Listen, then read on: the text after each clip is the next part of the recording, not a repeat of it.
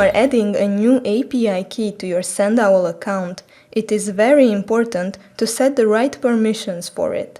After you click on the Add API Key button, in the pop-up that opens, besides naming your key, there is also a section where you can set the permissions for this new key.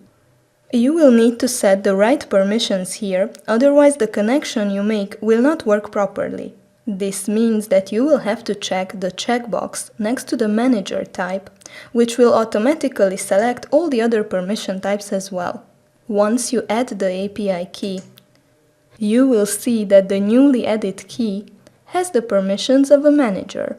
This type of API key is the one needed for setting up your connection with Thrive Apprentice later on.